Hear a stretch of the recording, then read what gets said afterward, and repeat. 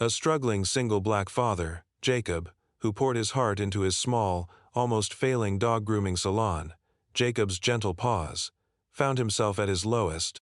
An eviction notice clutched in his hand, his 7-year-old daughter Lily watching him with worried eyes, until Elara Vance, a reclusive, elderly white billionaire, whose beloved, lost, King Charles Spaniel, Maximus, Jacob had found and selflessly returned, made an unexpected, life-altering offer, setting in motion a second chance for them both. A chance built on the simple currency of trust and kindness.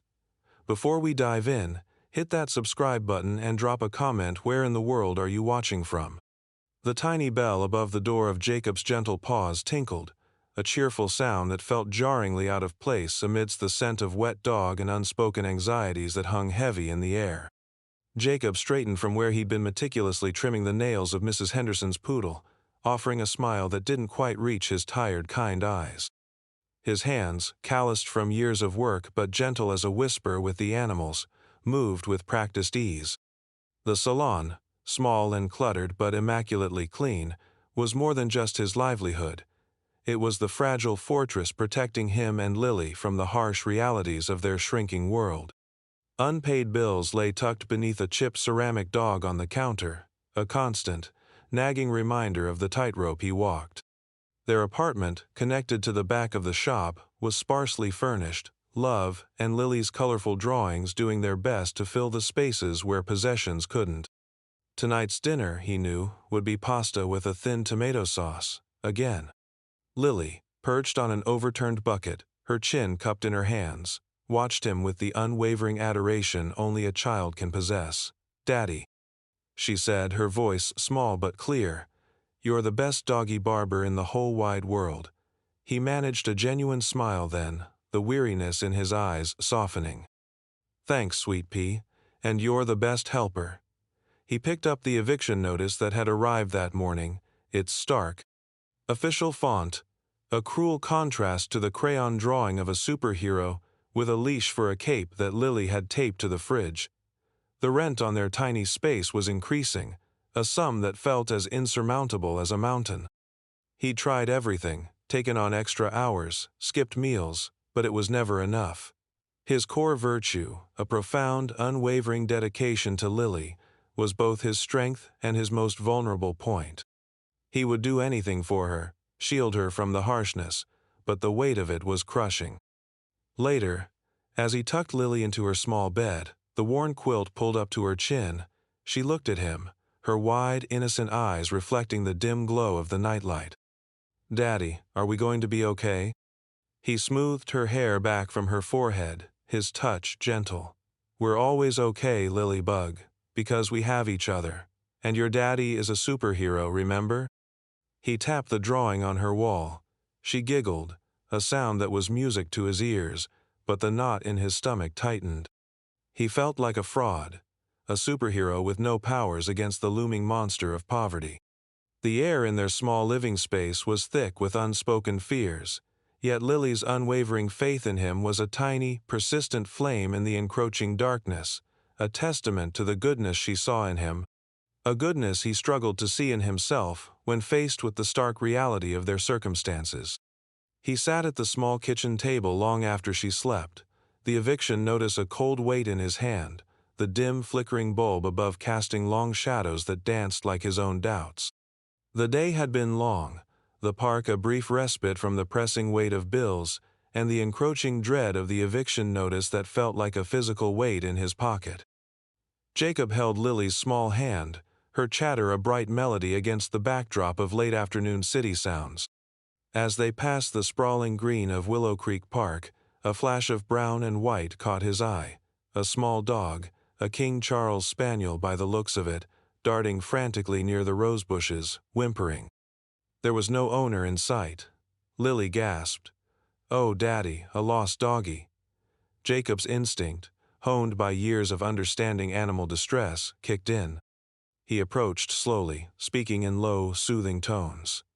The dog was terrified, its lead tangled in a shrub, its fine coat matted with burrs. It wore an expensive-looking collar, and a silver tag glinted, Maximilian Vance, There was a phone number, but when Jacob later tried it, a crisp recording informed him it was no longer in service. "Easy there, fella," Jacob murmured, carefully untangling the lead. The dog, sensing kindness, stopped trembling and leaned into Jacob's touch. Lily, ever gentle, offered her hand for a sniff, and Maximus, as they decided to call him based on the tag, gave a tentative lick. Back at Jacob's gentle paws, Jacob settled Maximus in a warm bed with water and a little food, while Lily carefully brushed the burrs from his silky ears, cooing softly. Jacob started his search. He posted on local community pages, called every vet and shelter in a 5-mile radius, describing the dog. Hours passed. No one claimed Maximus. He knew dogs like this were often targets for theft, or could get badly hurt on the streets. He never once considered a reward. His only thought was the distress of the dog and its undoubtedly worried owner. Meanwhile, across town, in a sprawling, silent mansion shielded from the city's noise by acres of manicured gardens, Elara Vance was beside herself. Her beloved Maximus, her constant companion since her husband, Arthur, had passed 5 years prior, was gone. Her stern but loyal butler, Mr. Plenarages4he.com, Henderson, and the small household staff had been searching for hours, their efforts yielding nothing but growing despair. Posters were being printed, offering a substantial reward, but they were being distributed in the affluent neighborhoods surrounding the Vance estate, a world away from Jacob's humble shop. Elara, usually a woman of formidable composure, felt a cold dread grip her heart. Maximus wasn't just a dog, he was a living link to happier times, a warm presence in her vast, lonely existence. She stood by the window, her elegant, frail figure silhouetted against the fading light, her observant eyes, usually sharp and discerning, now clouded with a grief she hadn't felt so acutely in years. The thought of Jacob finding a way to return Maximus, and the inevitable offer of a reward he would undoubtedly refuse, hadn't yet crossed her mind. Only the gnawing fear for her lost companion filled her thoughts. Jacob's persistence paid off late the next morning. An elderly veterinarian he'd called, Dr. Albright, recognized the name Maximilian Vance. "Old Arthur Vance's dog, I'd wager." The vet wheezed. "Used to bring him in years ago. The family has a large estate up on Crestview Drive." Can't miss it. Crestview Drive was a world away from Jacob's neighborhood, a realm of gated mansions and sprawling lawns. With Lily holding his hand, and Maximus trotting happily beside them on a borrowed leash, Jacob approached the imposing wrought iron gates of the Vance estate. He pressed the intercom, his voice steady. "My name is Jacob Miller. I believe I found your dog, Maximilian." The gates swung open with a silent, imposing grace. As they walked up the long, winding driveway, the sheer scale of the place was breathtaking. A stern-looking man in a perfectly tailored suit, Mr. Henderson, met them at the massive front door. Before he could speak, Maximus let out a joyful yelp and bounded past him into the house. A moment later, a woman appeared in the grand hallway. She was elderly, her silver hair impeccably styled, her dress simple but clearly expensive. Her eyes, though, were what struck Jacob, sharp, intelligent, and currently filled with an overwhelming, undisguised relief. "Maximus," she breathed, her voice surprisingly strong. The little spaniel was leaping around her feet, whining with happiness. She knelt, with some effort, and hugged him tightly. Then, she looked up at Jacob and Lily. "You found him?" Jacob nodded. "He was tangled in some bushes in Willow Creek Park." "He's a good boy." Lily, usually shy with strangers, stepped forward and held out a piece of paper. It was a crayon drawing of Maximus, complete with a little wagging tail. "We called him Maxie," she said softly. "He likes cheese." Elara Vance accepted the drawing, a flicker of something warm in her cool blue eyes. She studied Lily for a moment, then Jacob. "Mr. Henderson," she said, her gaze returning to Jacob. "Please see that Mr. Miller receives the reward." Henderson stepped forward, holding an envelope that Jacob knew contained a significant amount of money. Jacob held up a hand. "No, thank you, ma'am," he said quietly but firmly. "I didn't do it for a reward. He just needed help. We're just glad he's home safe." Alara Vance looked genuinely taken aback. Her perfectly sculpted eyebrows rose slightly. In her world, such selflessness was a rare commodity, almost extinct. "But, surely," she began. "No, really," Jacob insisted gently. "Seeing him back with you, that's enough." He glanced at Lily, who beamed. "My daughter loves dogs." "We were happy to help." Alara was silent for a long moment, her observant gaze fixed on Jacob. Then, a small, almost imperceptible smile touched her lips. "Perhaps," she said, her voice softer now, "you and your daughter would join me for some tea. And perhaps Maxie can show Lily his favorite toys." The offer, so simple, felt like a bridge across an immense chasm. Jacob, seeing the genuine invitation in her eyes and the hopeful look on Lily's face, found himself nodding. "We'd like that very much, Mrs. Vance." The connection, unexpected and fragile, had been made, not over a transaction, but over a shared moment of relief and a child's simple drawing. The tea was served not in a cavernous, formal dining room, but in a surprisingly cozy sunroom, overlooking an immaculate rose garden. Mrs. Peterson, a housekeeper with kind eyes and a warm smile, brought in a tray laden with delicate china cups, scones, and a plate of Lily's favorite chocolate chip cookies, as if by magic. Alara Vance, seated in a comfortable armchair with Maximus curled at her feet, watched Jacob and Lily with an unreadable expression. Lily, after a moment of shyness, was soon chattering away, describing her own imaginary dog, Sparky, who could fly and talk. Ilara listened intently, a genuine smile gracing her lips, a sight Mr. Henderson later confessed to Mrs. Peterson he hadn't seen in years. A few days later, Mr. Henderson appeared at Jacob's gentle pause. Maximus, he explained, was due for his regular grooming, and Mrs. Vance's usual groomer was unexpectedly out of the country. Would Mr. Miller be available? Jacob knew a pretext when he heard one, but the quiet dignity with which Henderson made the request and the memory of Alara's surprisingly warm smile made him agree. While Jacob expertly groomed a very happy Maximus, Alara invited Lily to help her pick roses in the garden. "Your father is a very skilled man," Ilara remarked to Lily, handing her a perfect yellow bloom. "And a very kind one," Lily beamed. "He's the best daddy ever." Later, as Jacob was packing his tools, Alara said, "Jacob, I've been thinking. Your little shop, it has so much heart. But I imagine the overheads are challenging." Jacob stiffened slightly, his pride a familiar shield. "We manage, Mrs. Vance." "I'm sure you do," she said smoothly. "But talent like yours deserves a proper showcase. I have a small retail space, recently vacated, in a busier part of town. Excellent foot traffic. I was thinking of setting up a high-end pet boutique and grooming salon there. It needs someone with expertise and integrity to run it. Someone like you." The offer hung in the air, immense and unexpected. Jacob was speechless. It was a lifeline, a dream he hadn't dared to entertain. Yet, a part of him, the fiercely independent part, was wary. Before he could voice his hesitation, Alara continued, "This isn't charity, Jacob. It's a business proposition. I believe it would be a very successful venture." Unbeknownst to Jacob, the overdue rent on his current shop and the cost of new school shoes for Lily, which had appeared as an anonymous donation at Lily's school fund, had been quietly arranged by Alara through Mr. Henderson.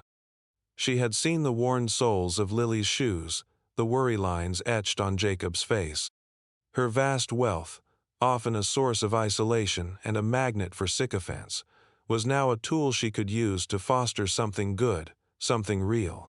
As they stood by the door, Lily shyly presented Alara with another drawing, this one of Alara, Lily, Jacob, and Maximus, all holding hands under a smiling sun. Alara's usually composed features softened. She took the drawing carefully. "This is lovely, Lily." "Thank you." Her gaze met Jacob's over Lily's head, a silent acknowledgement passing between them, a shared understanding of the fragile hope that was beginning to bloom. It wasn't physical intimacy, but a connection of souls, a profound respect that felt far more significant. The light in the grand mansion seemed warmer that day, less sterile, as if a window had been opened after a long winter. The news broke with the subtlety of a thunderclap. A society blogger, tipped off by a disgruntled former Vance employee, ran a story headlined, "Reclusive Billionaire Elara Vance's New Pet Project, From Lost Poodle to Pampered Protege." The article, dripping with insinuation, painted Jacob as a cunning opportunist and Elara as a lonely old woman being taken for a ride. Tabloid photographers began lurking near Jacob's gentle paws, their lenses like predatory eyes. The whispers started almost immediately.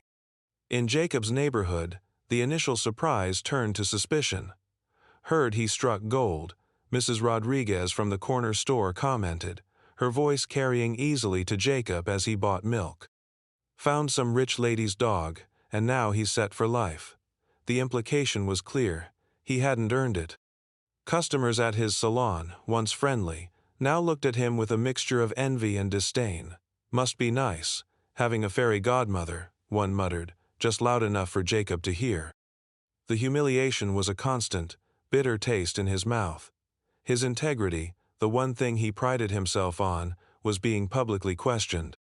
Elara, insulated by her wealth, was shielded from the direct barbs, but Mr. Henderson kept her informed. She was furious, not for herself, but for Jacob and Lily. Her world, so often transactional and cynical, was trying to tarnish something she knew to be genuine.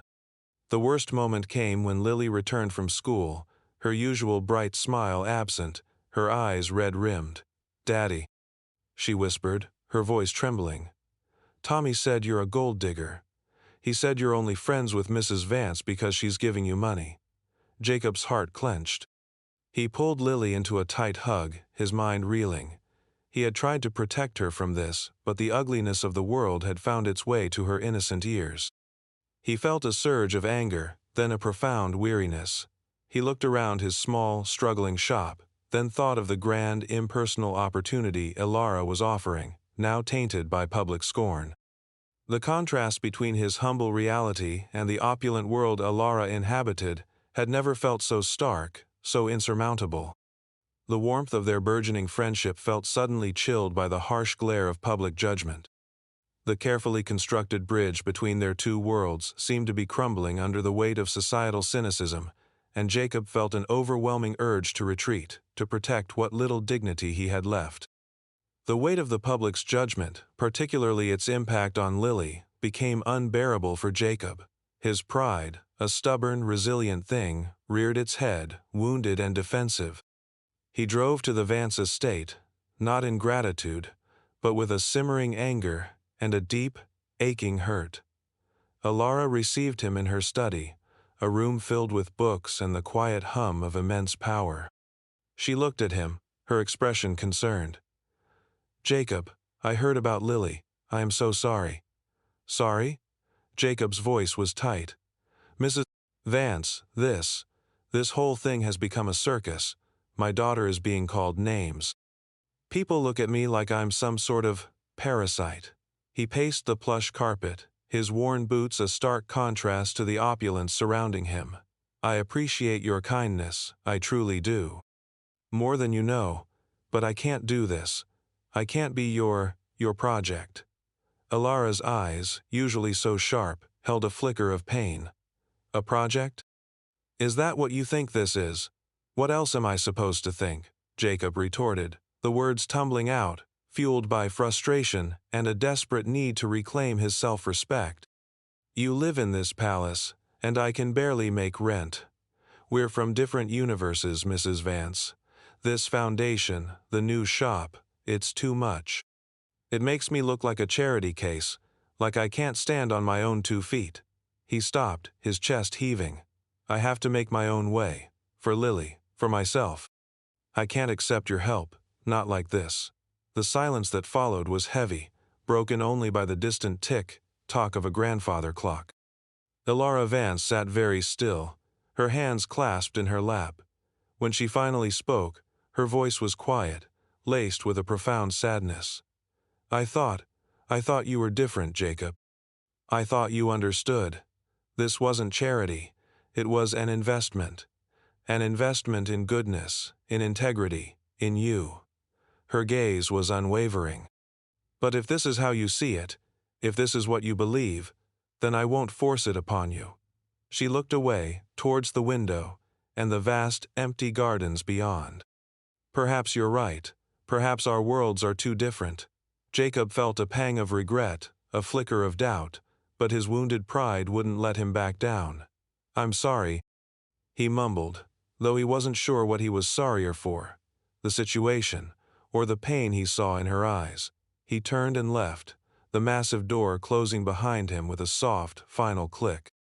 The drive back to his shop was a blur. He had stood his ground, defended his pride, but the victory felt hollow. He was alone again, with his struggles, his dignity intact, but his spirit bruised. The brief, warm light that Ilara's presence had brought into his life had been extinguished, and the world felt colder, grayer than before. The days that followed Jacob's confrontation with Ilara were tinged with a quiet melancholy. Jacob's gentle pause felt emptier, the cheerful tinkle of the bell a hollow sound. The eviction notice still loomed, a stark reminder of his precarious situation. Lily, usually so bubbly, was subdued. She missed Mrs. V, as she had taken to calling Ilara, and she missed Maximus. "Daddy," she asked one evening, her small face etched with worry as she pushed her peas around her plate, "why can't we be friends with Mrs. V and Maxie anymore? She was nice. And Maxie liked it when I brushed his ears." Jacob's heart ached. He tried to explain, talking about pride and different worlds, but the words sounded hollow even to his own ears.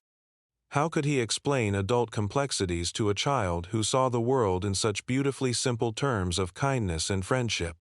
One afternoon, Lily came to him, clutching a small, smooth, gray stone in her palm.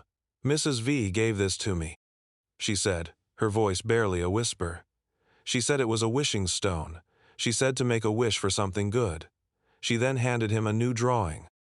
It depicted Jacob, Lily, Ilara, and Maximus, all holding hands under a vibrant rainbow, their smiles wide and joyful. "I wished we could all be friends again, Daddy," she said, her eyes pleading. The innocent hope in her gaze was a physical blow. Around the same time, news began to circulate about a devastating fire at the city's largest animal shelter. They had lost everything, supplies, equipment, and were struggling to care for the displaced animals. Jacob felt a pang of sympathy, knowing how devastating such a loss would be. A few days later, an anonymous benefactor made an enormous donation to the shelter, enough to rebuild and restock completely. There were no press releases, no fanfare, just a quiet act of immense generosity. Jacob heard people talking about it in the diner, wondering who the mysterious angel could be. He knew, with a certainty that settled deep in his bones, that it was Ilara. It was exactly the kind of thing she would do, quietly, effectively, without any need for recognition. That evening, Jacob sat alone in his silent shop, Lily's drawing in one hand, the small wishing stone in the other. He looked at the crudely drawn figures, their joyful expressions a stark contrast to the heaviness in his own heart. Ilara's anonymous gift to the shelter, Lily's unwavering belief in their connection, the simple wisdom of a child's wish, it all coalesced into a moment of painful clarity. His pride, his fear of judgment, had blinded him. Ilara's kindness hadn't been pity.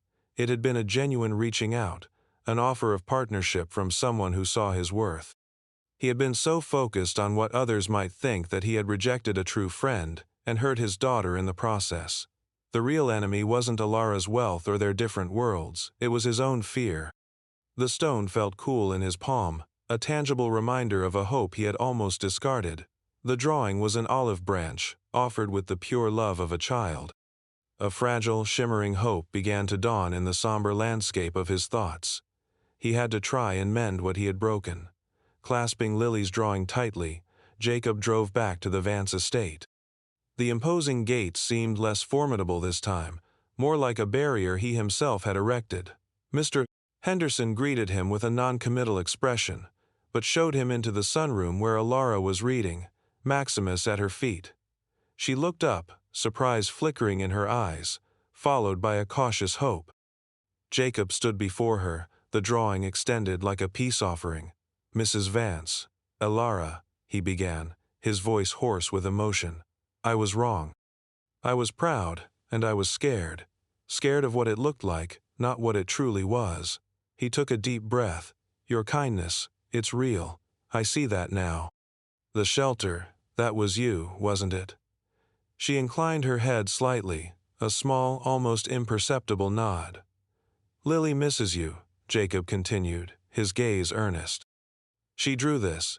She wished we could all be friends again." He laid the drawing on the small table between them. I've missed our talks. I've missed your wisdom." Elara's gaze softened, the cool reserve melting away to reveal the warmth he remembered. She picked up the drawing, her fingers tracing the crayon figures. "Oh, Jacob," she said, her voice gentle. "I knew there was a good man there. Goodness is such a rare and precious thing in this world. I wasn't trying to buy you, or to make you my project." Her eyes met his, clear and sincere.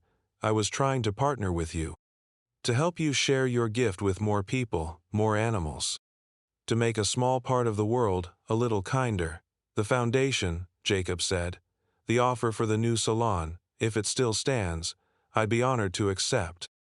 Not as a gift, but as you said, a partnership. My heart, my hands, and your resources, your vision. Can we do that?" A genuine smile spread across Elara's face, illuminating her features. "Yes, Jacob," she said, her voice firm with conviction. "Yes, we can." She rose and extended her hand. Jacob took it, his calloused hand enfolding her delicate one. It wasn't a romantic gesture, but a profound sealing of a bond, a meeting of two souls who had found common ground despite their disparate worlds. Just then, Lily, who Mr. Henderson had quietly brought in, ran towards them, her face wreathed in a joyful smile. She threw her arms around Elara's waist, then Jacob's, pulling them into an impromptu group hug, with Maximus barking excitedly at their feet. The laughter that filled the sunroom was warm and genuine, a cathartic release of past hurts, and a hopeful embrace of the future.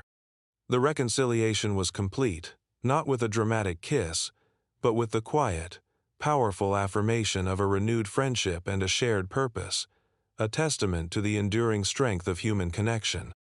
The Vance, Jacob Gentle Paws Community Center, rose from the ground with astonishing speed, a testament to Elara's resources and Jacob's tireless dedication. It was a bright, welcoming space, filled with natural light and the happy sounds of barking dogs and contented cats. One wing housed a state-of-the-art grooming salon, far superior to Jacob's old shop, where he now mentored aspiring groomers from underprivileged backgrounds, sharing his skills and his philosophy of gentle care. Another wing was dedicated to animal adoption, partnering with local shelters to find forever homes for abandoned pets. Elara, no longer a recluse, was a frequent visitor, her sharp business acumen proving invaluable in navigating the administrative hurdles, her quiet presence a source of steady encouragement. She often sat in the sunny reception area, Maximus by her side, chatting with adopters, or simply observing the happy chaos, a genuine contentment replacing the loneliness that had once defined her existence. Jacob, meanwhile, was in his element, his hands gentle on a nervous rescue dog, his voice calm and reassuring. He was no longer just a struggling groomer, he was a leader, a mentor, a man who had found his purpose amplified by an unlikely partnership. Lily, now a confident 9-year-old, was an unofficial mascot, proudly handing out organic dog treats and telling everyone that her daddy and Grand Elara, her special name for Mrs. Vance, were making the world better, one paw at a time. Their first significant challenge came in the form of Councilman Davies, a cynical local politician known for obstructing community projects he couldn't control. He raised objections about zoning, permits, and the suitability of such a large animal center in the neighborhood, hinting that it was merely a rich woman's vanity project. A town hall meeting was called. Davies spoke first, his words laced with skepticism. Then Jacob stepped up to the podium. He didn't speak of Ilara's wealth, but of the community's need, of the animals saved, of the young people being given a chance. He spoke with a quiet passion, his integrity shining through, his love for his work, and his community palpable. Ilara sat in the front row, a silent but powerful symbol of support. When Jacob finished, the room erupted in applause. Councilman Davies' objections were swiftly overruled. The community had seen the truth. This was not a transaction, but a genuine collaboration built on shared values. They saw Jacob's grit and Ilara's grace, working in tandem, and they embraced it. The center thrived, a vibrant hub of compassion and activity, a testament to what could be achieved when two very different worlds came together with a common goal. It was a new beginning, not just for Jacob and Ilara, but for the countless lives, both human and animal, they touched. 3 years later, the Vance, Jacob Gentle Paws Community Center was more than just a success, it was an institution. It had expanded to include a low-cost veterinary clinic and an educational program for new pet owners. Jacob, his face weathered by work but illuminated by a constant, quiet joy, oversaw it all with a steady hand. He was a respected figure, his initial humility now a cornerstone of his leadership. Ilara, her steps a little slower but her spirit brighter than ever, was a beloved presence. She had found a new family in Jacob, Lily, and the bustling community they had built. The vast, lonely mansion was no longer her primary residence. She spent most of her days at the center, or at the small, comfortable cottage she'd had built on its grounds. Maximus still her faithful shadow, though now joined by a mischievous rescue kitten Lily had named Sparkle. Lily, now a bright, empathetic preteen, was a dedicated volunteer, her early love for animals blossoming into a genuine passion. In her room, alongside photos of her school friends, was a framed picture. It wasn't a photograph, but her own crayon drawing from years ago. Jacob, a younger Lily, Ilara, and Maximus, all holding hands under a rainbow. It was a reminder of how their journey had begun, a testament to a child's unwavering faith, and a simple wish that had, in its own way, come true. Ilara often wore a delicate silver locket, a gift from Jacob. Inside, it didn't hold a portrait of a loved one in the traditional sense, but a miniature, impeccably preserved copy of Lily's very first drawing of Maximus, the one she'd shyly presented on the day Jacob returned the lost dog. It was a symbol of the moment her carefully constructed world had begun to change, the moment integrity had knocked on her door. The narrator's voice, warm and imbued with a gentle wisdom, would conclude. And so, in a world often clouded by cynicism and divided by perceived differences, the simple act of returning a lost dog did more than reunite a woman with her beloved companion. It unearthed a vein of pure, unadulterated goodness in one man and opened the heavily guarded heart of another. Jacob's quiet integrity became the key that unlocked Ilara Vance's carefully guarded compassion, and her belief in him became the foundation upon which he built a new life, not just for himself and his daughter, but for an entire community. Theirs was a legacy not of fortunes made or empires built in the conventional sense, but of kindness sown and trust nurtured. They proved that true wealth isn't found in overflowing bank accounts, but in the unwavering strength of a good heart, recognized and cherished by another. Jacob and Ilara, two souls from vastly different shores, found in each other not what they lacked in material possessions or status, but what they possessed in abundance, the capacity to care, to connect, and to create something beautiful and lasting from the simple, yet profound act of kindness that started it all. Their blended family, forged in shared purpose and mutual respect, was a testament to the enduring power of human connection, a warm, steady light in an often indifferent world.